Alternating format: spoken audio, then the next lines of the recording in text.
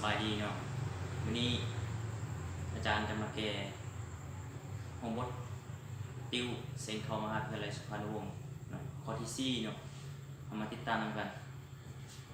ข้อที่4เพิ่นจะกำหนดให้ y เท่ากับ5 คัน 2 อีกบวกให้5 คัน 2 อีกบวกให้5 คัน 2 อีกแล้วบวกให้ดๆๆยังมีต่อไปอีกเนาะดังนั้นคนตำราพันหนึ่งของ y นี่เท่ากับข้อได้หรือมีเนาะเอามาเบิ่งข้อA นะผมเนี่ยข้อ A 1ส่วนให้ y ลบอีก1ส่วนให้ y บวกอีก1ส่วนให้ 2y ลบอีก d เท่ากับ1ส่วน 2y บวก1เนาะเอามาเบิ่งนำกันบทแกเนาะจาก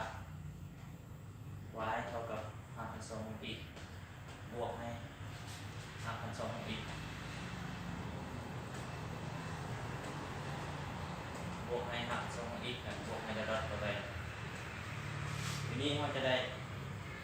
คนตำราก็คือ y ทีเนาะเปิดวงเล็บอีกบวกให้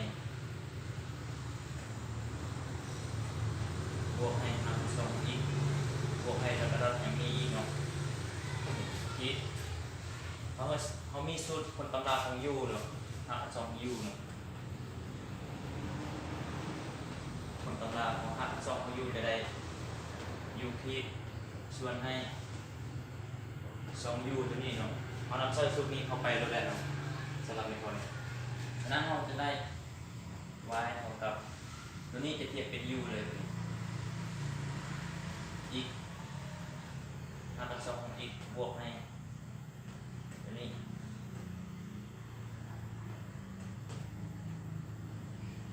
บวกให้ต่อไปคนตำราเนาะ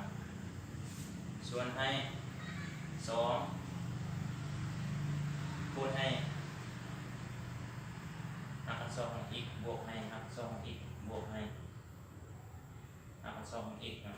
บวกให้ระดับยังมีต่อไปอีกจะเป็นลักษณะตัวนี้แต่ว่าอยู่นี่เนาะตัวนี้เนาะ5 คัน 2 ของอีกบวกให้5 คัน 2 ของอีกบวกให้5 คัน 2 ของอีกนี่มันเท่ากับ y ตัวนี้เนาะเราก็จะได้คนตำราตัวนี้เข้าตัวนี้จะได้ตัวนี้ก็เท่ากับ y คนตำราของอีกเท่ากับ1ได้1บวกให้ y ทีเนาะของเราคนตำรา1บวกให้ y ทีตัวนี้เท่า2 y เนาะทางนี้ y ทีเนาะมาต่อตรงนี้เนาะมาต่อฟังจะได้ทีนี้เขาจะย้ายตัวนี้ไปเนาะจากคนห่างกลายเป็นคนคูณจะได้ y ทีจะได้ y ทีคูณให้ 2y อันนี้เท่ากับ1บวกให้ y ทีเนาะหลังจากนั้นเราจะย้าย y ทีมาฝั่งนี้จากบวกกลายเป็นลบเนาะได้ y ที2y ลบ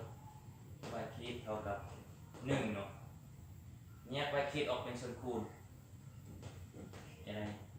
2y ลบ1เอา1เนาะย้าย 2y ไปจากคูณกลายเป็น5เนาะเราก็จะได้ y เท่ากับ1ส่วนให้2y ลบ1ซึ่งตัวนี้แม่นคำตอบสุดท้ายแล้วเนาะมันจะเป็นตัวเกณฑ์ได้ยากเอามาเบิ่งกันว่ามันอยู่ในข้อใดเนาะตัวนี้ y ทีนี่เนี่ยคนตำราทั้ง1เขาว่าคนตำราทั้ง1เอามาเบิ่งอยู่ในข้อ4เขาประมาณข้อ4เลยไปเลยเนาะแต่ว่าการแก้อาจจะมีหลายวิธีเนาะให้ความเข้าใจง่ายๆนั่นนี่เนาะสิ่งสำคัญอยู่ในข้อนี้มันชื่อสูตร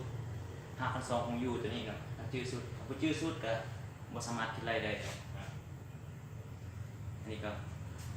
ข้อฝากเนาะให้ไป